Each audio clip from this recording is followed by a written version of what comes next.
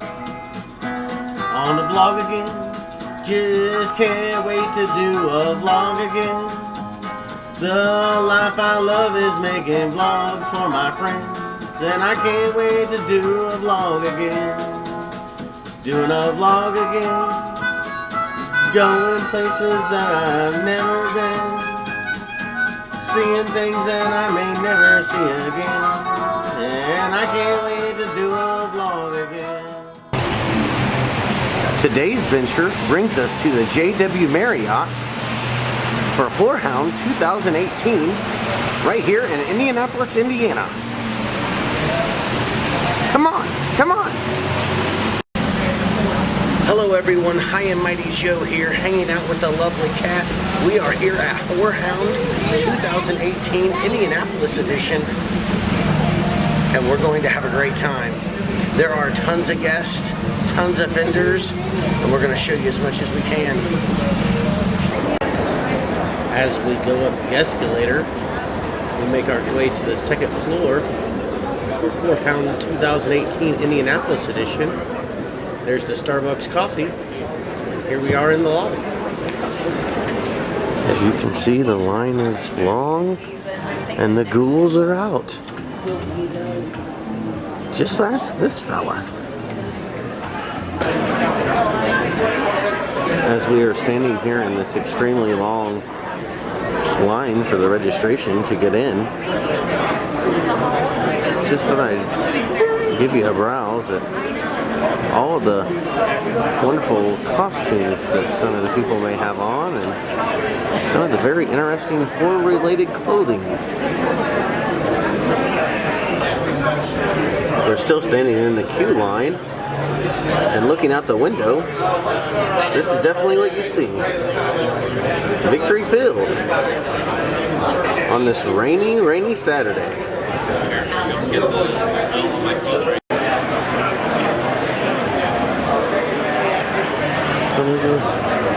Just some of the stuff that you see here at Horrorhound 2018.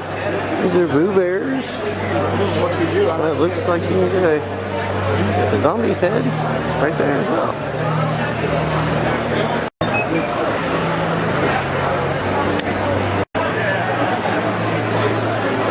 And there is the man, Michael Myers. No! Professional hand-painted custom Hollywood masks. And there's some great ones. You got Frankenstein, Dracula. I mean, some very good ones. They're all wonderfully done. I bet they're expensive too. Hollywood masks, right here at Horrorhound 2018. If you would like to get you a t-shirt, this would definitely be the place. They have quite a variety.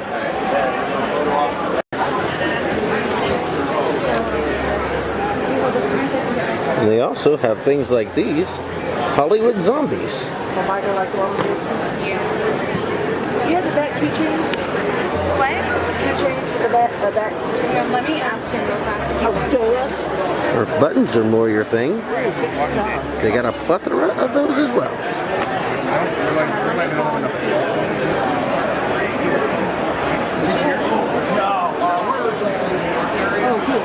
Look into his eyes. Get the devil's eyes. That guy's got only a face a mother could love. There is Bernie walking around. Terry Kaiser.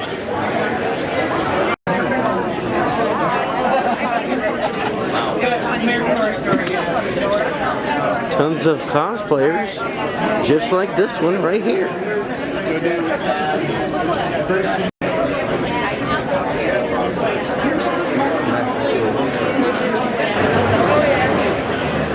Pin signs.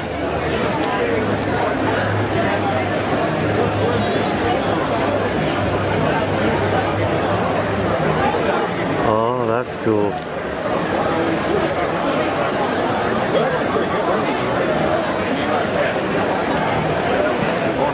Tell them Large Marge sent ya.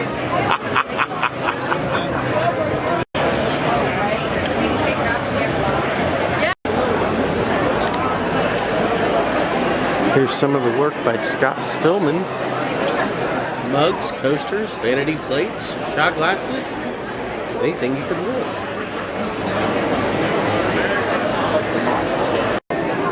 As we are walking by, you can see William Zabka and Martin Cove of the Karate Kid. Purchase a ticket.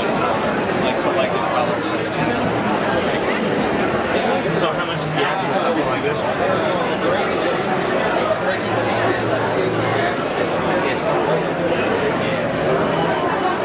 Some of the stuff. Okay, you're color code. I get it now. Look into my eyes, see what's going on in there. Yeah, the small one's average price. Austin, so you can feel their muscles.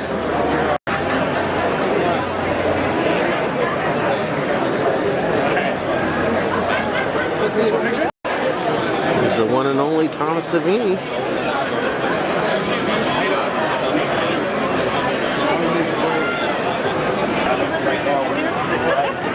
Okay. Very good. Hello. How you doing? Hello. Do you want that too, anyone, or? It doesn't matter. Okay. Just if you could put it right here. All right.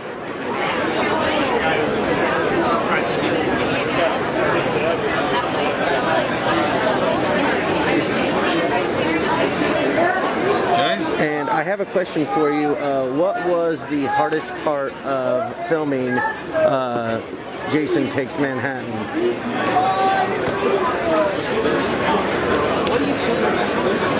See that picture right there, that middle one? Yeah. This is not going to look like any we're going to have to stop somewhere. Something fell out of her nose and she ate it. That was the hardest part of this movie. So climbing up the boat, That hold was on in the. Britannia Bay, Vancouver, Canada, in March. And that water was ice cold. It's like glacier fed. And trying to look all cool and not freezing was not easy to do. Thank you. You can take. Okay.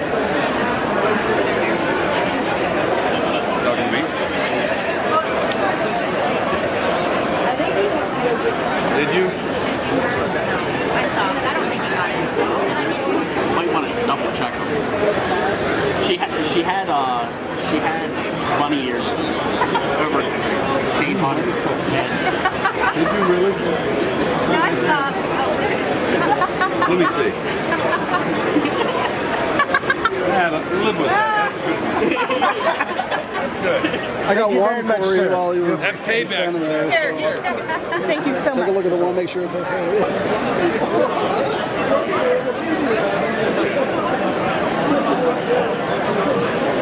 Do you have any words for the top vlogger audience on YouTube? Fall asleep sooner, and I'll see you soon.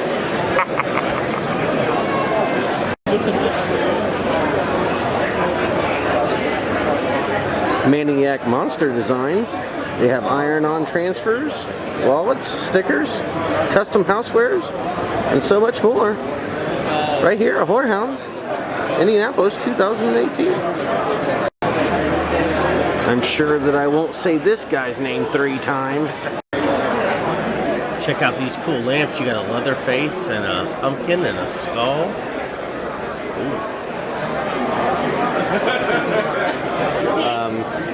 My first off is my statement. I wanted to thank you actually for making my job easy. I'm a YouTube vlogger, and so I go around to filming locations, and so I watch your YouTube Oh, great, channel. thank you. And so you Very have helped me good. out by all the different other things as well. Gotcha. And then my second question is, where could you purchase the Alice Lives buttons that you have on your jacket? That are sold out? Yes. Yes. I have not reordered them yet. I will reorder and have them for next year. Okay. Yeah. Alrighty. Yeah. So I have to do like a whole bulk of them, you know what I mean? And I just haven't done it. So, Yeah, but I'll have them for next I year. saw that on your jacket, and I was like, I want one of those for my bag. I was like, I want one of those. I was like, I've got to get. And a lot of folks collect the pins, which is why I did them. And I thought that's something new because it used to be magnets. Oh, so right. Now it's pins. And I see people with their vests covered with pins and this and that. So shame on me for not having those available. and a lot of people have asked for them, and it was really fun to design it. You know what I mean? I had a really good time with it. So I just have to reorder them. Okay, and do you have a them for website next as year. well? Oh yeah, here, take this. This is lisaewilcox.com, and I have Alice Lives t-shirts now. Alrighty. That's a new venture this year, and I promise I'll have them here soon. Alrighty. And plus the purchase price is $10. You know what I mean? So it's like less expensive than a $40 t-shirt. Right. You know, so more people will probably be willing to buy those, you'd think, than Yeah. That's why they sell out so quickly. I think so. Well, and also I gave away probably half of them. Okay. Just to get kind of the word out. You know what I mean? I saw you give one to Danny on your Or YouTube. like I remember the first couple shows when I had them, I was like, with an autograph and a selfie, you got a free pin. Okay. You know, but I went through too much of my inventory. You're like, oh, I'm out. Yeah, I'm out. yeah, I will definitely have them for next year. Alrighty. Well, thank you very much. Thank you for bringing that to my attention again. I appreciate it. Because every show, so I'm like, where's my room? You been? All right. I'm going to talk to my website person actually, just see if we can do pre-order. Like do a pre-order form on the website. And then once I have like, I don't know, a certain amount of orders, then I can print them out. Okay. So, thanks for watching YouTube. Well, give me your card. We're on YouTube. Thank you very much. Thanks for liking YouTube. Thank you.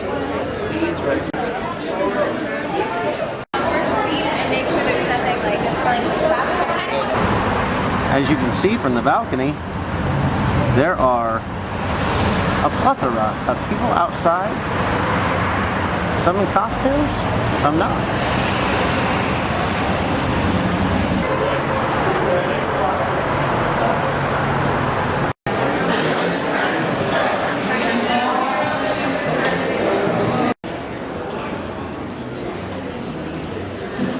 I promise I won't say your name 3 times. Well, I'm already here. Right.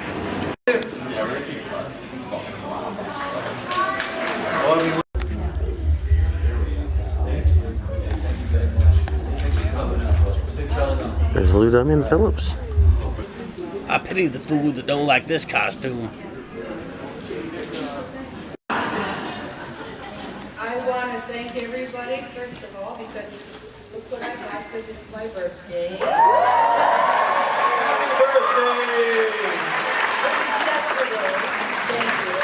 But this is waiting for me in my room at the hotel last night. Chocolate strawberries and some flowers and candy from my daughter and her boyfriend and a big balloon. So it really made it special to be with all of you. And I want to thank you all so much for coming. It was so fun to be with you for my birthday. And then, I'm not going to believe this, but I was going to tell my story. It's like Lisa's story, and we didn't know this. A month ago, I had a Nightmare on Elm Street experience because I had a tree trimmer come to my house. And I recognized him when I saw him that he had burgled my house once before while we were at our convention in Phoenix. When I came back, my house had been burgled, and I knew it was he. And anyway, so when I saw it was this guy, I, without saying a word, went back into my house, got my cell phone, which is an iPhone without a cover on it, so it's metal. And I came out and I went to take a picture of his 4-door white pickup. This was on July 31st. And as I went to take the picture, he tried to grab me. I had it in his hand. He pried it out of my hand. He was a big, tall guy, maybe 6'2", you know, solid, muscly, with a scary face, not young, and bashed me with my cell phone on my forehead right here. I didn't say a word, so not a word was said. No screaming, no word, no argument. It was all in silence. Happened so fast. So you guys just, I'm telling you this also just for protection because it happened so fast that there wasn't even any time to scream or anything. It just happened. And then he threw my cell phone as far as he could and he left. So I went to the police and I went to the hospital, but I'm just telling you that this happened and these things can happen. And it was like a nightmare, and it was like a nightmare on Elm Street. Nancy or Tina or any of the kids, and And it was close to how much I didn't live, you know, like somebody could just go crazy on, you know, whether it's Freddie or people. So moved to Laurel Canyon by that time, and I've been painting, and you know, and I'm like, listen, I'm like the last guy you want to change a tire. But it's the last day, and I'm looking forward to it. And I had just bought a brand new '85 Mustang, convertible, 5.0, and I could never get it to corner right because it had so much torque. I was putting, you know, cement bags in the trunk, and I really needed to change my tires. But anyway, I was figuring it out, and it was the last day, and I think we'd had a little party the night before, and I got up, and I was younger then, stronger then, and I jumped in the car, and I drove down Laurel Canyon, and I knew I was going to turn and cut over to Franklin and go all the way to Griffith Park where we were shooting. And there's two things I cannot pair together, and they are toothpaste for good breath, and then that thing you all want in the morning, also orange juice. If I brush my teeth and I drink orange juice, it's the death knell. And I'm halfway down Laurel Canyon, and I'm looking forward to being the last time I wear the Freddie makeup for a while. And I hurled.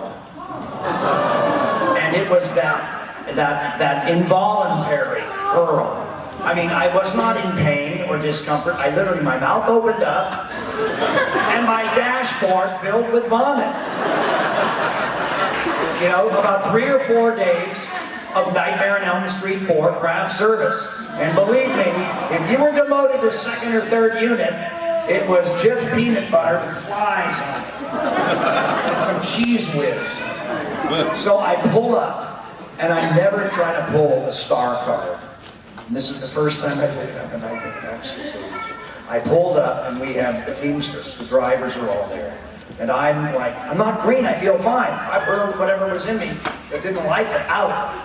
But my brand new Mustang, and it was slipping and sliding all the way through Hollywood and Los Feliz, you know, and my beautiful new Mustang.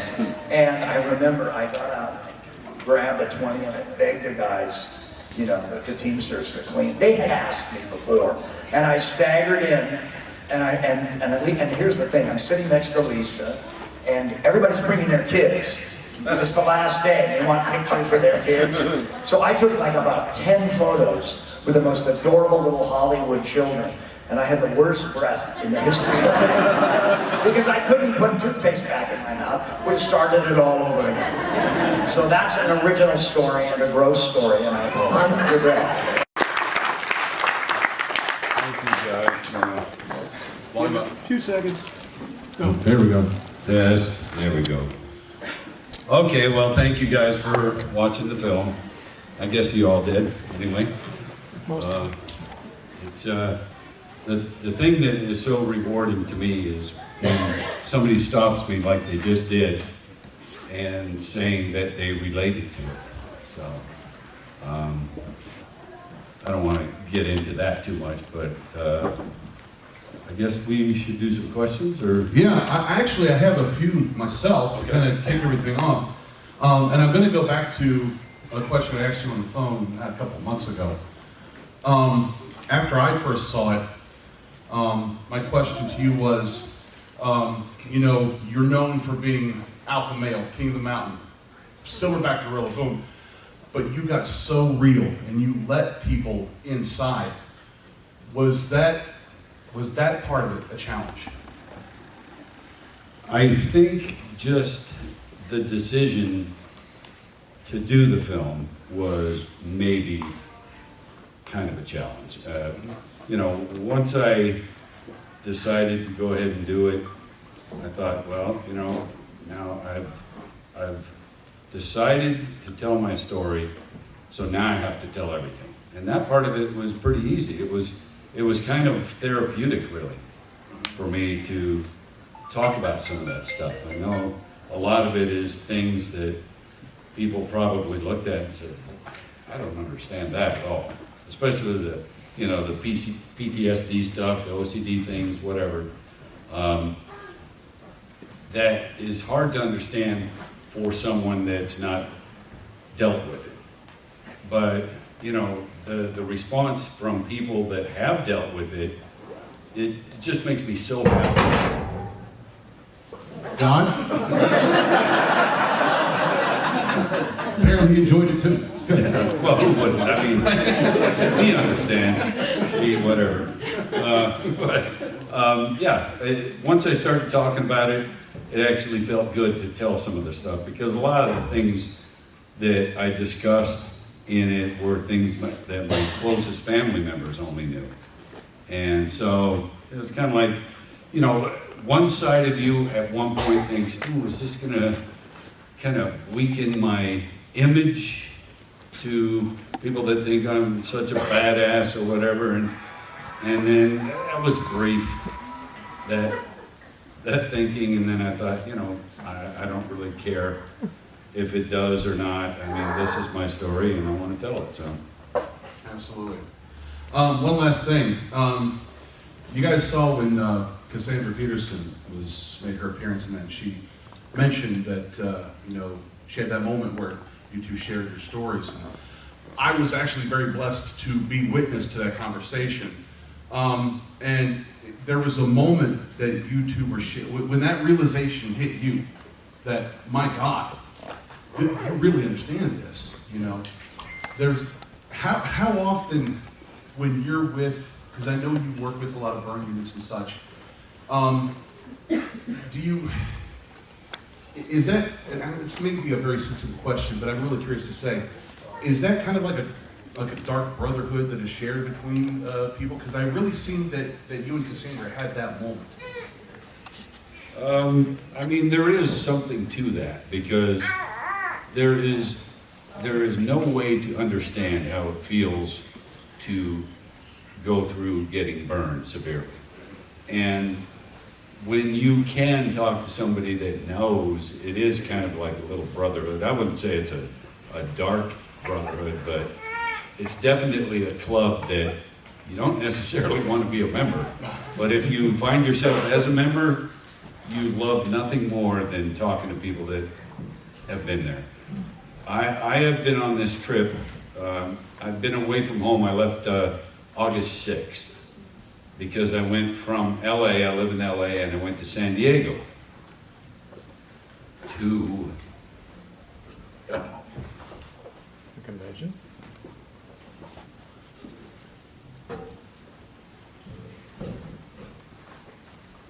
to a burn camp for kids.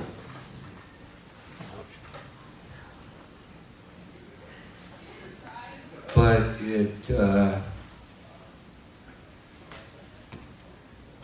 these are all young adults and kids that have been burned. And they get to go to a camp and have fun.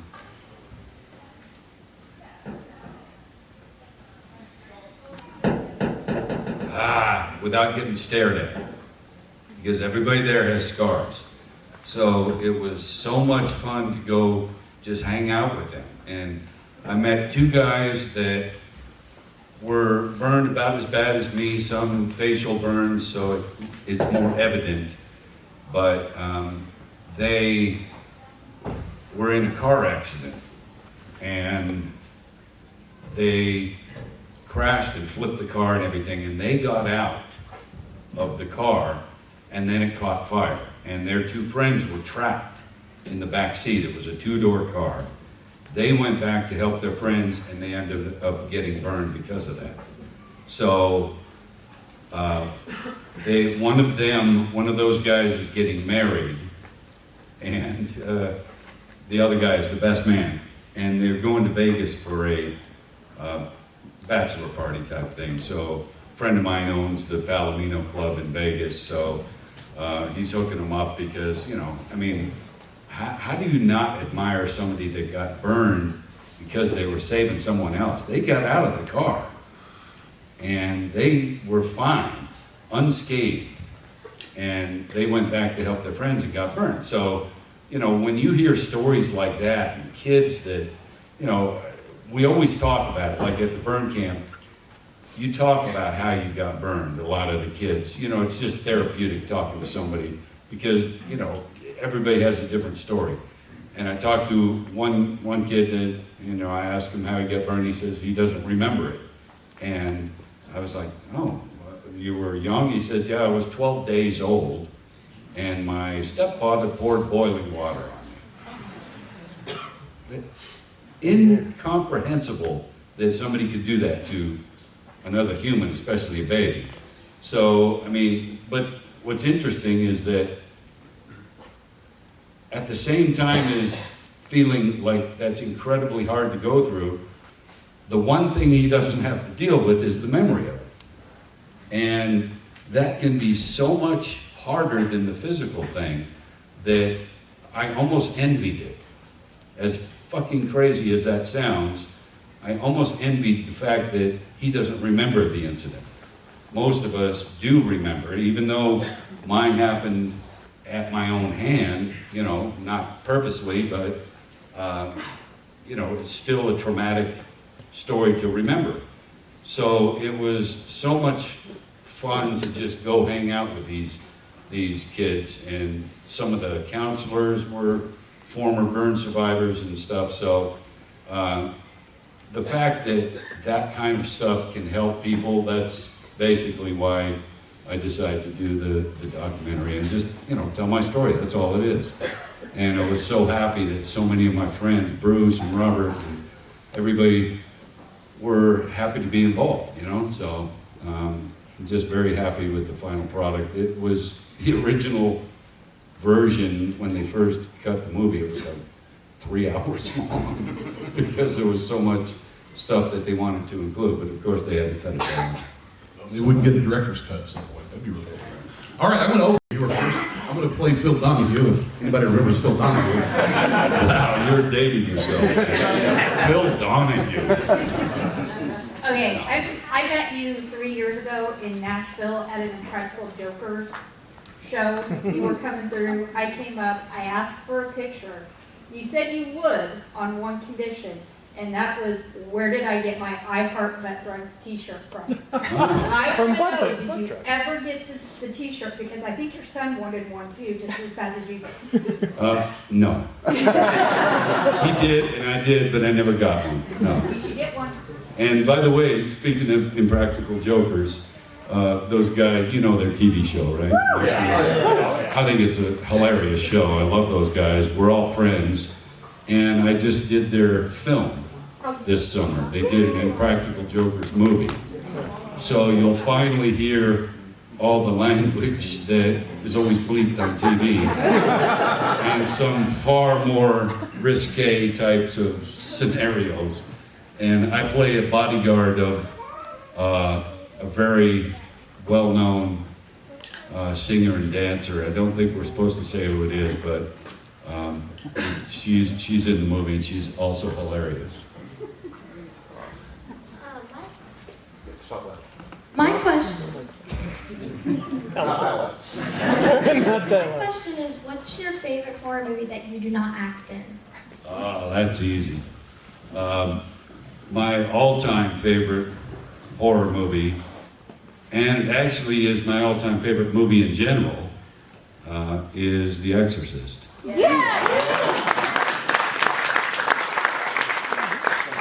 What other movie from, what was that, 1974, I believe?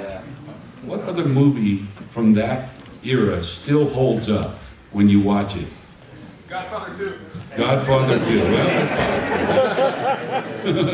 I just think it was such a groundbreaking movie, scary. Linda was amazing, and you know, it was one of the perks of being in this business, becoming friends with her, because I thought she was incredible in the movie. If given the chance, would you ever play Jason again? Now, I think you probably know the answer to that.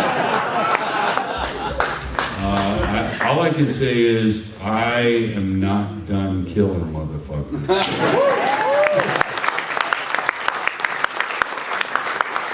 I would love to play the character one last time, It'll be the 13th movie, and that would be cool. They brought Nick back for this newest Halloween, which was great for all of us that care about that stuff.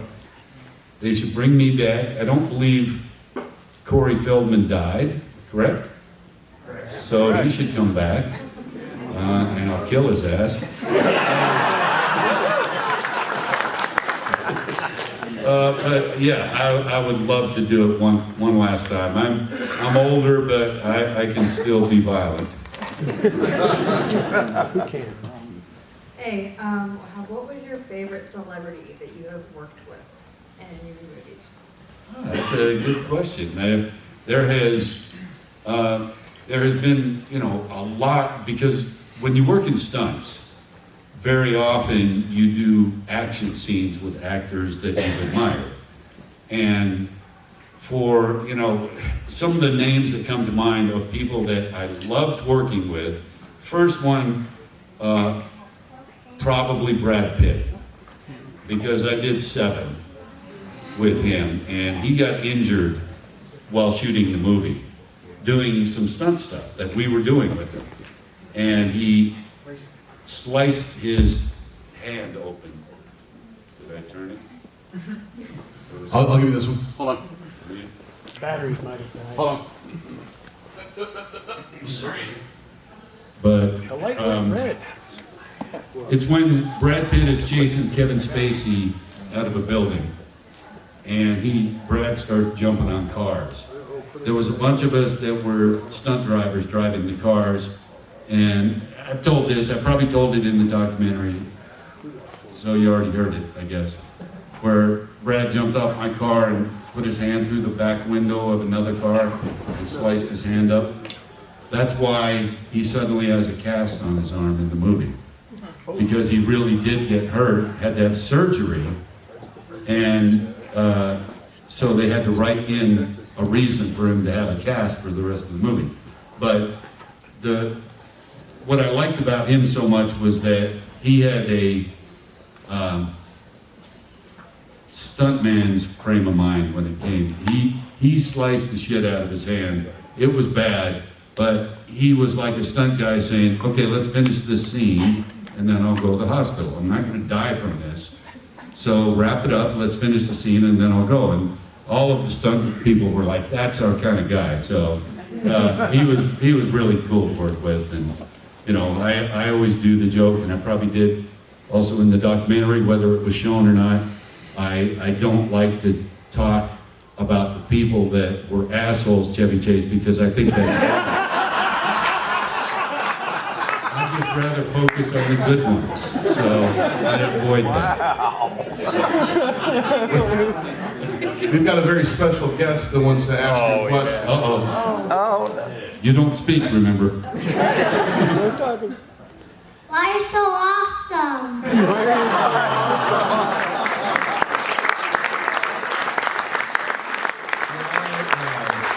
Very cool. I was born that way. Thank you. Another favorite role that you've done other than Jason was Victor Crowley in the Hatchet series. How did you approach Victor as opposed to like Jason? Was there a different way?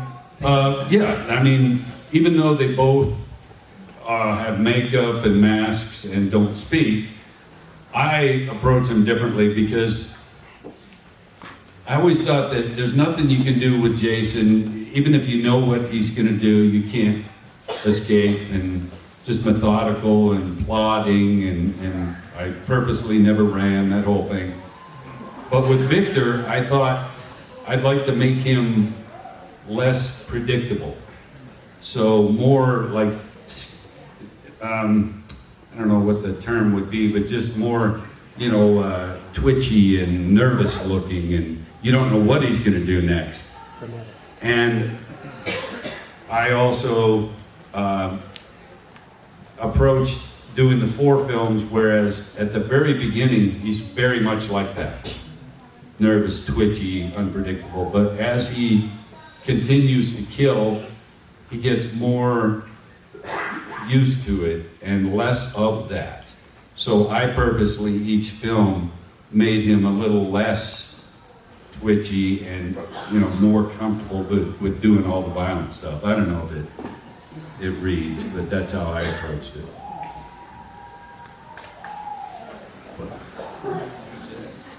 What is something you always wanted growing up as a kid or dreamed of, like a Ferrari or an island? An island. And did you get it when you became what you are now? I did always want to have just a nice car, not a Ferrari, because that's a little much, a little pretentious to me, but I always wanted a nice car, never could afford it, did not grow up with any money, as you know, and lived in trailers and stuff like that, so I just wanted to be able to someday drive a car that I was proud to be in. And, you know, again, not a flashy, fancy car, but something that is unusual and fits my personality. So I currently drive a Cadillac CTS-V. I don't know if you know that car. It's black on black on black, and it's got, you know, 625 horsepower, faster than any of these fucking Ferraris out there. But I just, you know, there wasn't anything I really had driving me to be successful other than just being able to be comfortable and not have to eat mayonnaise sandwiches anymore.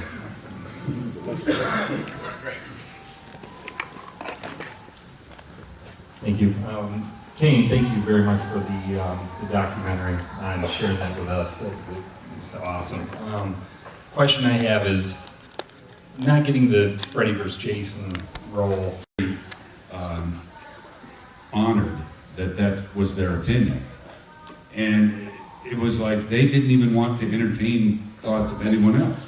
So to me, that was kind of a retribution type thing to show that a lot of people thought I should have continued playing the part, even though, you know, it didn't work out that way. And it was interesting doing the motion capture because, you know, wearing spandex is not necessarily a scary look. Or maybe it is with me, I don't know. But it was a little challenging to be scary. But then I thought, you know what, I'm not gonna look like this. Even though I look like this now, I'm just gonna do my same trademark things that people have enjoyed, and sure enough, it worked out. So I'm very, very happy that they thought it should be me. And felt like kind of a payback type thing, yeah. I actually have a two-part question. One is the reason that you wear the gloves part of the OCD that you have, and two is out of all the Friday the 13th movies, which one of them is your favorite that you were in? Okay, so part two, my favorite one that I did, I love doing all of them, but my favorite one is part 7. Just because I had by far the most stunts to do, and when you're a stunt person, you enjoy doing what you're good at. And I just thought the look of Jason was the best. You know, the makeup, and even though it was eviscerated by the ratings board, every single kill was cut down to almost nothing. I think the movie is still pretty decent. I wish they had been able to show everything we shot, because, you know, some of the makeup effects that Beekler did were just amazing, and they never made it. And back then, people weren't thinking ahead to have extras on DVD and stuff, so they never really color corrected the footage that was cut out and to use later, like in an uncut or extras or something.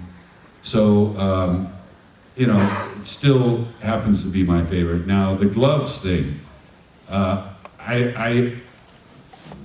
most people think it's the OCD thing, but it isn't. It's very odd, and if you think about this, you'll understand it, but when I'm signing, people are looking at what I'm signing. And my hands are all burned, just like this arm, everything else. but I couldn't believe how many times people would ask, oh, how'd you get burned? Because they're looking at my hands when I'm signing. So I started wearing gloves, and suddenly nobody asked that anymore. And it's not like I'm embarrassed to talk about it, but I would rather not talk about it every single person that comes up. So that's the only reason I started wearing the gloves. And now it's become kind of a trademark. And if it was just OCD, of course I would just fully admit it. But that's honestly how it started, and then it just became something I was used to. Well, we are going to draw this to a close. I would like to say that I think that all of us could probably say this to you. Thank you so much for letting us in the inner sanctum of Kane Hodder. It's been a while.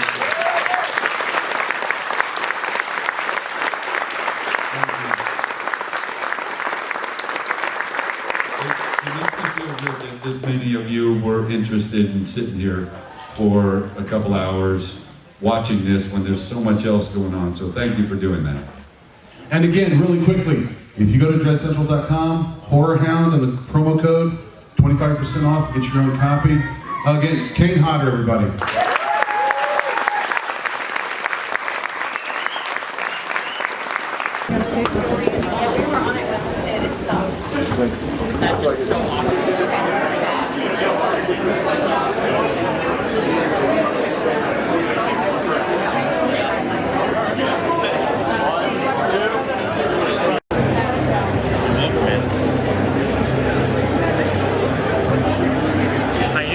Pretty good, and yourself? Oh, doing good.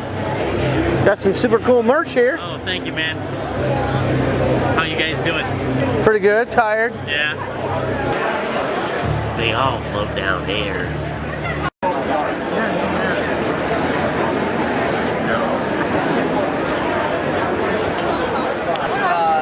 All the filmmakers that are making this film, we all met through the love of A Nightmare on Elm Street. Like, we would have never met each other without it. So there's so many people all over the world that have met and gotten to know each other over just the love of the franchise. So that's what our documentary is about.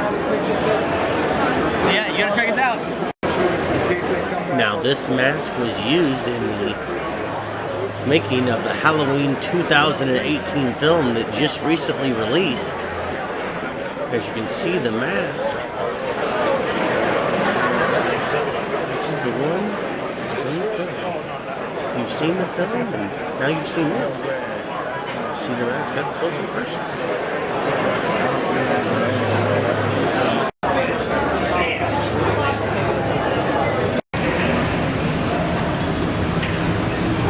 Hug? There you go. Thank you so much.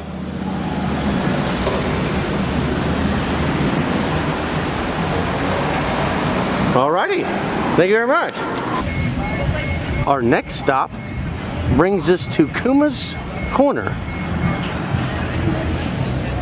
Let's go in and have a burger. While we are waiting outside on our table, just thought that I would mention that they also have merchandise inside for sale, as long as also a very beautiful bar.